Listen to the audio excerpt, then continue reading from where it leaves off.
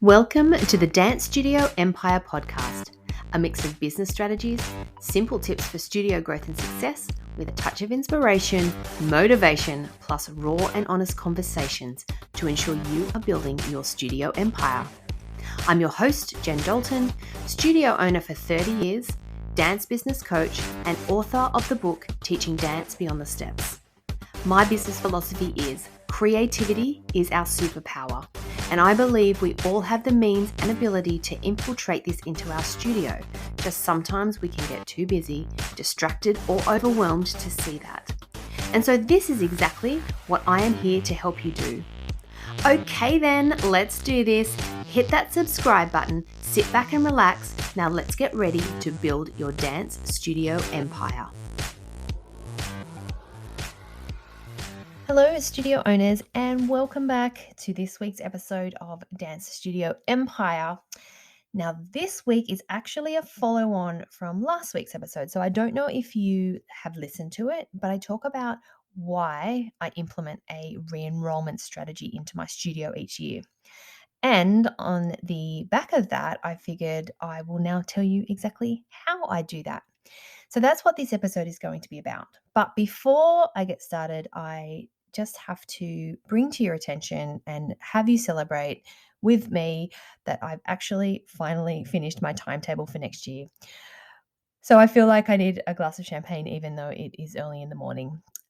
You studio owners would absolutely appreciate if this is something you need to do, what a big challenge it is. And to have it done feels really great. I say have it done. I always know that there could be slight changes here and there, but the majority of it's done. It is ready to go out to our students when we start our re-enrollment strategy, which is in a couple of weeks.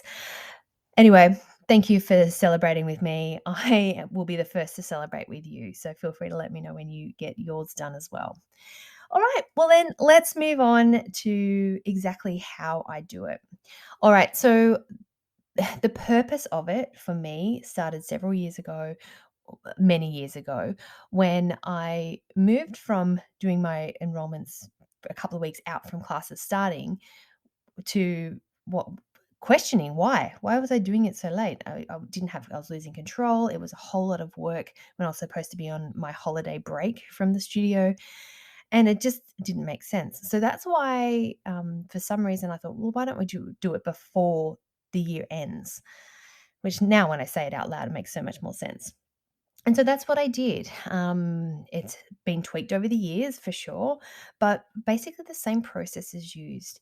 And I always look at the benefits of it. So the benefits for me as the studio owner is I start filling classes. So I know, where classes are filling, where classes aren't filling, so that when new inquiries come in, I can direct them to those classes that don't have as many kids in them. Or if there's kids who are doing one or two classes, I have time to encourage them to pick up other classes.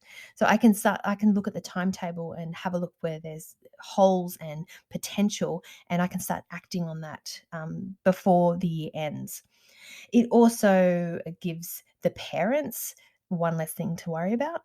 It's something that's locked in and done. They don't need to think about dance again. You have priority because you are first out. So they're in, they're booked. They don't think about it again until a week before the classes start back. It also, if you take a registration fee, it also will give you a little bit of money in your bank account before Christmas, which is always helpful because we have that period where we don't get the income from our dance fees when we go on holidays. So that is also a benefit as well.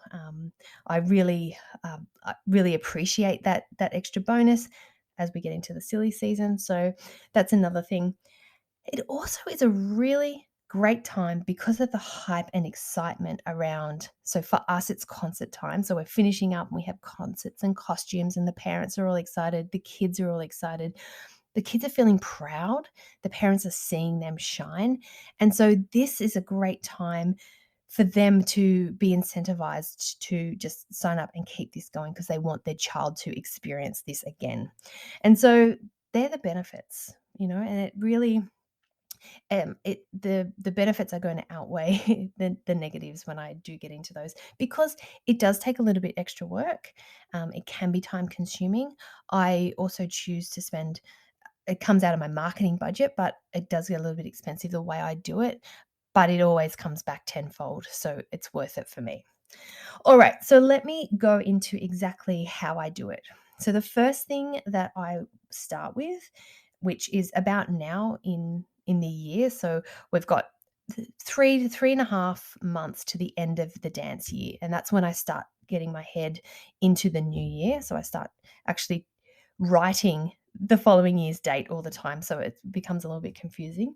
But the first thing I would do is the timetable. So we really need to lock that in.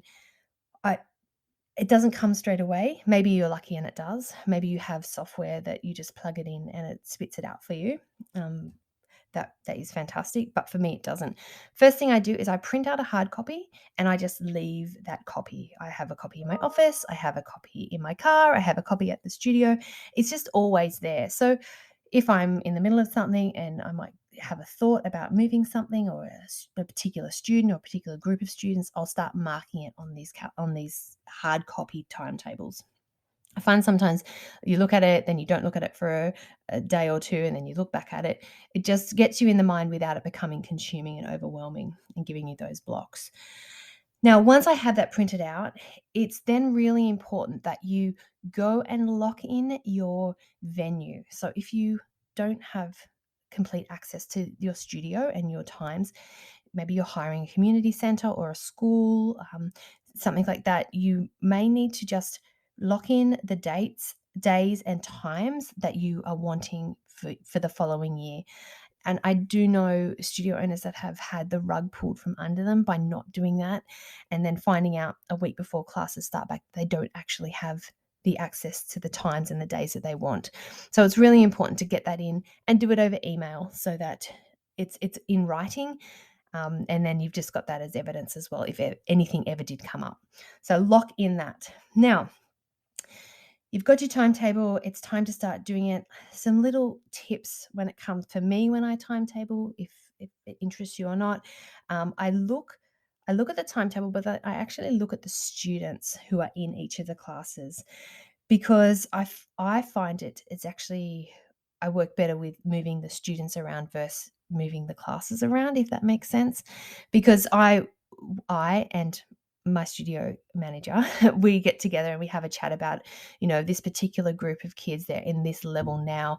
And we decide they really shouldn't be moving up to the next level, in air commas, moving up to the next level because they're still, not quite old enough, or whatever the reason might be, or they really need to skip to 2 levels because they've been there for too long. So we actually work with the students, and then we put classes in to to sort of accommodate them, if that makes sense.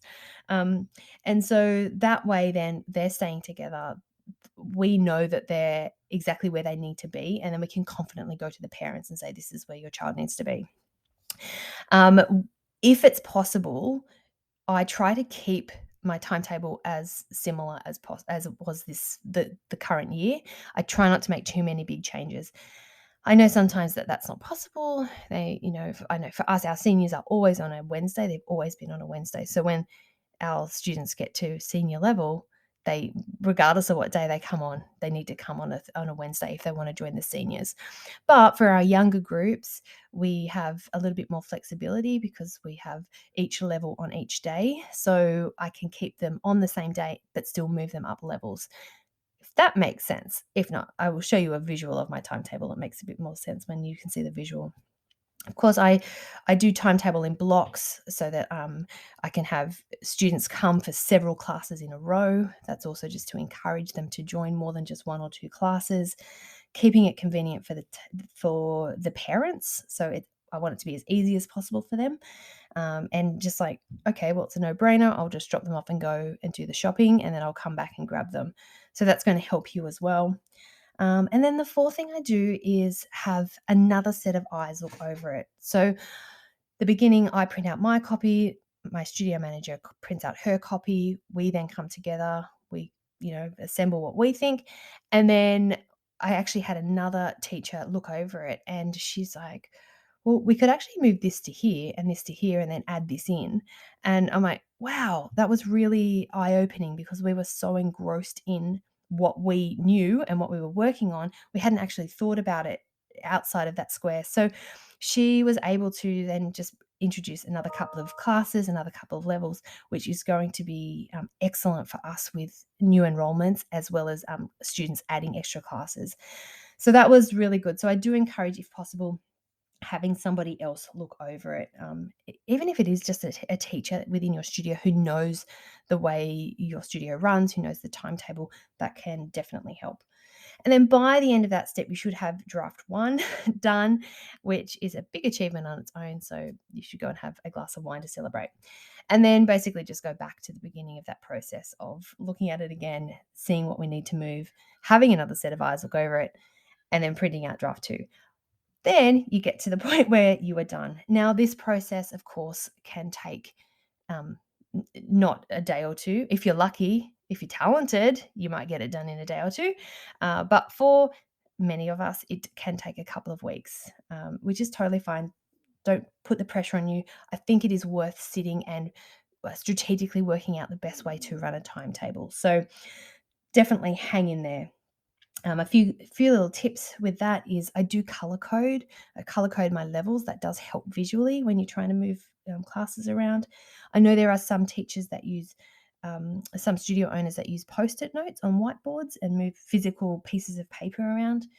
And of course, there are apparently some programs that you can use and just zip in the information. Apparently, it pops it out. I have never used that, so I can't give you an opinion on that because I've never used it. But if that works for you, brilliant, brilliant. And then the last thing I'll say about that timetable, now that it's complete, I still do use the word proposed timetable just in case there are other little changes. So at the time when we're handing it out to our current students for the new year, I do use the word is proposed, so just in case we need to switch things up, because you just never know what might happen. All right, so that's the first thing, locking in and securing your venue and your days and times, and then getting that New Year timetable done. All right, so the next thing that you need to do is to make some tough decisions, but I just encourage you to make them fast. And this is in the sense of pricing. So any prices, class fees that are going up, if you sell uniforms, shoes, merchandise, costuming, you might need to put your costuming up. I mean, it's definitely been an increase this year with delivery and shipping costs. I don't know if you've experienced the same, but definitely for us. So that sort of thing. Have a think about any new programs or offerings that you are going to offer, or are thinking about introducing, just so that you can start talking about it. You can include it in this re-enrolment strategy that you're going to be giving to your current students. The other thing that I would love to encourage you to do is to book in your concert rehearsals, recitals, anything that you definitely do and you know about the time of year that you do it, book it in now so you can have that information and give it to your parents before they even sign up. This is such a big thing, and coming from a parent's point of view, when things come up last minute, you know how busy you are. So think about that as your parents. They're so busy, especially at the end of the year with Christmas and all the things coming up. So if you give them, 18 months notice, 14 months notice that the concert is going to be this particular date at this particular venue, then it's in their diary so they know. But I also do this, and I actually put it into a 12-month calendar, and it's one sheet of A4 paper, and it just has each month, and then each of the months I have what things that are due. So fees, the fee due date, I have term dates, I have any performance dates, photo days in there, concert days, rehearsal days, any performances. It's all in this one sheet document. It's also on our website. You can print it out and leave it around your studio, so the dates are in front of your parents all the time, in front of your students as well. Some of your older students need to know this, but this is a really important document to include in your re-enrollment plan, because you are giving you want to be giving your parents as much information as possible so they can make an educated decision whether or not they're going to re-enroll with you. Okay, give them everything so they can, they just need to be educated to make their own decisions. Now with this, so I'm calling it the information pack of it, so putting together the actual documents. This document is highlighting all of those changes, the new offerings, opportunities, things like that. You want to keep this document fairly simple with not too much detail, because these are your current families who are already with you. They already love you. You're loving up on them. So, they don't need the fluff and the cuddles. Chances are they just want the details, and they just want to know how to sign up and where to pay. That's the beauty of, if you've really nurtured your families over the years, that's how easy it can be. And it's this process, but they still will need to know a few details for the following year. And the benefit of the calendar, the 12-month calendar with the dates coming up, can put them straight into their diary, electronic or handwritten. I'm still a handwritten girl. And you will then, chances are you're going to get priority. I know sometimes you won't, but they can't say, oh, we can't do the concert because we booked a cruise. We didn't know that it's going to go over that particular date. If it's there already, it's either, if it's not in their diary, it's their own fault, but it's there. So they've got no excuse to come to you and say, I just didn't know that the concert was going to be there and we had to book our holiday, or whatever their excuses are. It takes away that from you. So give them that. They're then generally going to give you priority if things do come up. It helps those parents who are busy. They've got so much happening.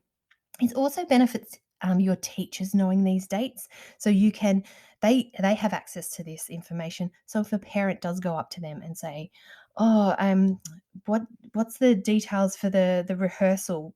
What time does she need to be there? What date is it? What's the venue?"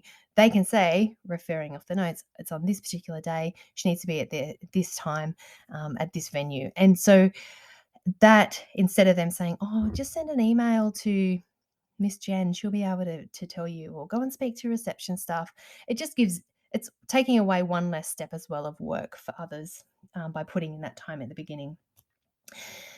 And a little side benefit with having that calendar done is it helps with your marketing throughout the year. So when things are coming up. So say you're having a disco in July, 3 to 4 weeks out from that, you're going to start talking about the disco in your marketing and your social media. So it helps you, or whoever's doing your social media, to do some reverse engineering when it comes to the marketing side as well. So see how I'm saving you work? See, there is a method to my madness, I promise you. Now, the other suggestion with having that information is attaching it with a QR code. So, life is changing, things are a bit different.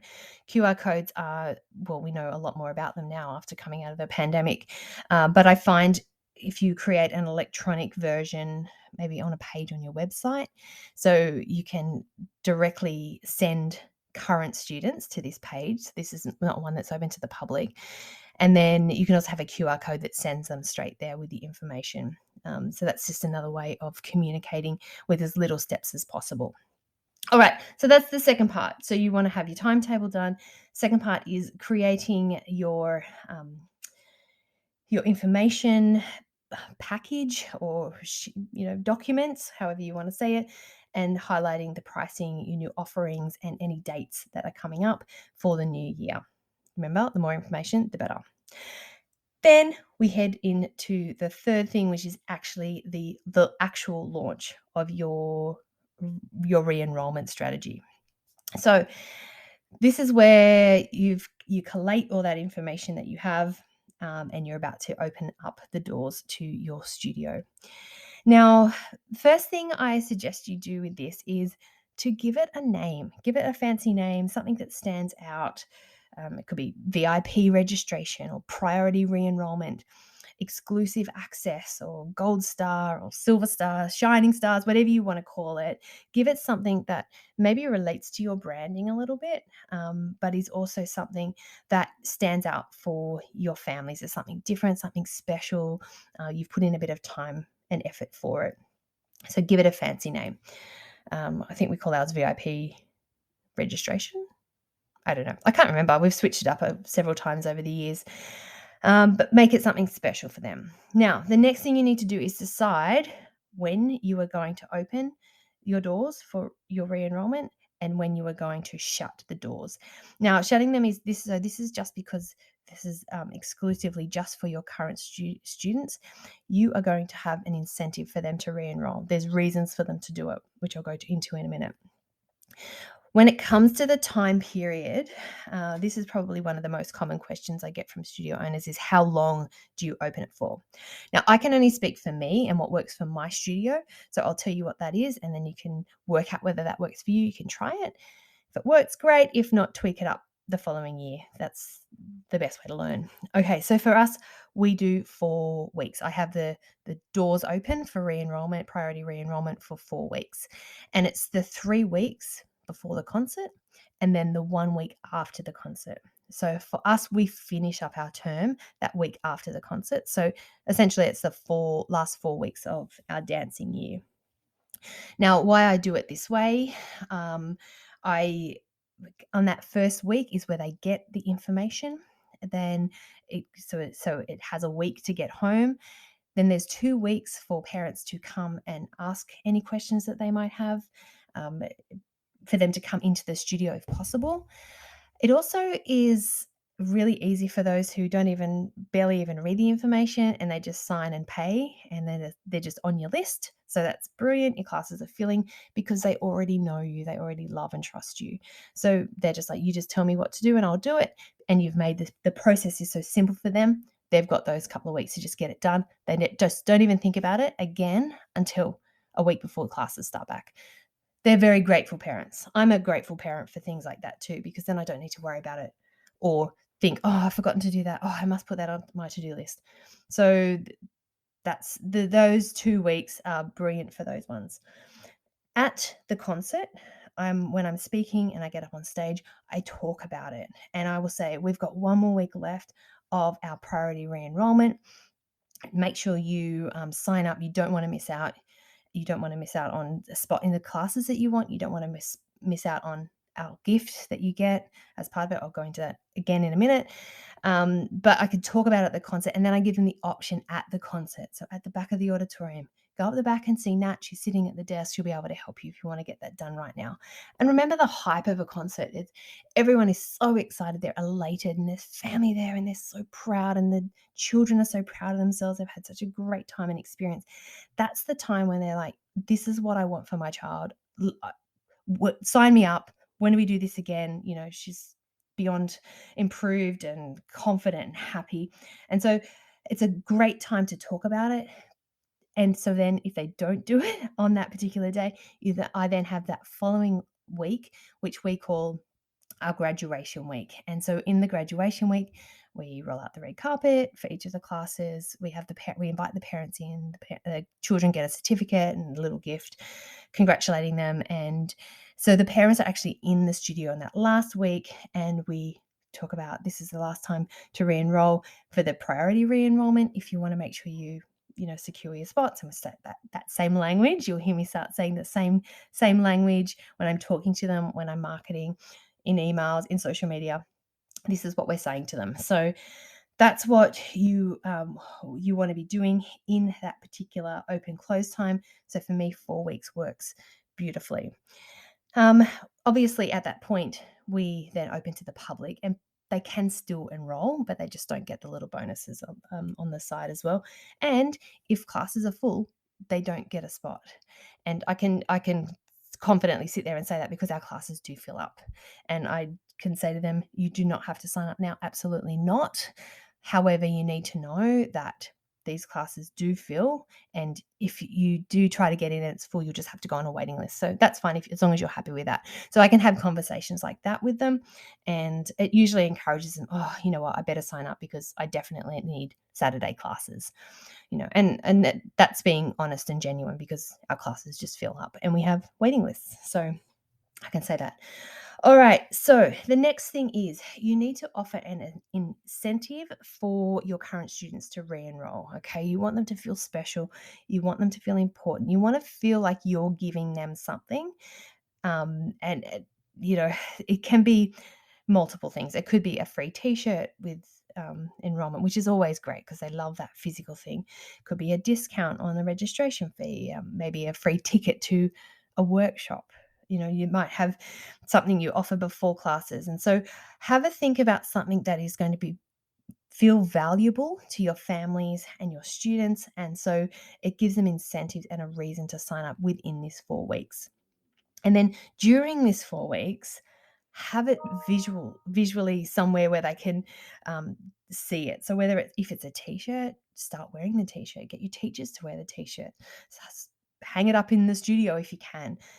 If you are offering a discount, maybe jump onto Canva and print out a $10, $20 bill because that's what they're going to be saving, and then stick it around your foyer if you can, or things like that. If you're offering a free ticket, print out a ticket from Canva, just so they can physically see what they're getting as an incentive for them to actually re-enroll with you. So that's what you want to be talking about and hyping up as well. Not that it's the be all and end all, but I don't know about you, but I certainly like getting something for free. Getting little gifts is always nice. So it does help in that decision making. And then, okay, so then what I've done, I collate all that information, everything that I've got, including the timetable, the 12-month calendar, all the information about the concert dates and times, pricing changes, anything that they need to know about without the extra fluff. I put it into a pack. Now, I make it in a physical pack as well as electronic, and I have found this works very well for us. This is where it does take time and it does cost a little bit of money. But for me, as I said earlier, it's part of my marketing budget. And so I've actually believe that it's worth it because of the result I get from it. So we put this pack together. Also in this pack, so I put it into a folder and then I'll put their name on the front. So as it's handed to them, they feel like it's really special and it's very personalized. So it's not just handing out sheets of paper. Also in this pack, I will include separate sheets of paper that might be the ordering the concert DVD, information about our assistant teacher program, information about our performance teams, the sign-up sheet for our photos. So I'm essentially like handing the information to the parents with everything they need to know in these last 4 weeks, as well as the information for the new year.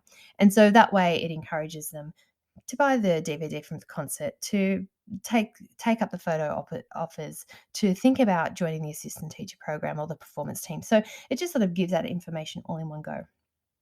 But let me tell you, the real secret to this is each of these packs are personalized. And so we have a sheet of paper, just a small sheet of paper, and it's printed. We've loved having, and then dot, and we fill in the student's name by hand. So say Taylor in our class this year. We are so excited and would love to invite her to be in these particular classes next year. So I actually tell them what classes they'll be going into. And then at the bottom, I'd just like to finish off by saying I think she would also love, and then adding the name of another class that she might be able to do. So whether it's acro or, I don't know, musical theatre, something that she's not already doing. And then so you're opening up the doors, and all it really is doing is making some parents unaware of other things that happen in the studio. So it just opens their mind to, oh, wow, I didn't even know that they did acro in the studio. So I was really surprised with how many people actually took up that option. So at first it was just sort of like a nice way to finish off the letter. But yeah, a lot of people are like, yeah, wow, I never thought about that. Or she said, oh yeah, her friends do musical theatre. So yes, I think she'd love that. She loves singing around the house. So it just gives them another option that they just may not have known about. And it's genuine. It's coming from a place of genuine growth and improvement and opportunity for their child, just selling them something for the sake of selling them. But yeah, so we do that. It's personalized. It's also going to then save a lot of questions from parents, or every single parent coming up to you and go, what level do you think she should be going into? She's this turning this, and like, I don't know whether she should be here or staying here because the friends are all going here. It just takes away that. You will still definitely get questions. Like, let's be real. We're dealing with dance mums. But you can sit confidently and just say, I've spoken to the class teacher. I've connected with the studio manager and everyone else who is involved with your child, and we really believe this is the best level for her, and we want to keep them together because they're growing so well. And you can sort of sell and cut off any lingering problems or issues that may arise. So that is really, really worth it. And we've only really been doing that a couple of years now, but definitely worth it. So yes, do that. And then you have now your pack all together. You've picked your date. You know when you're opening. You know when you're closing. So now you just have to start talking about it, and start talking about in your marketing. Maybe run a countdown. Talk about next year in class.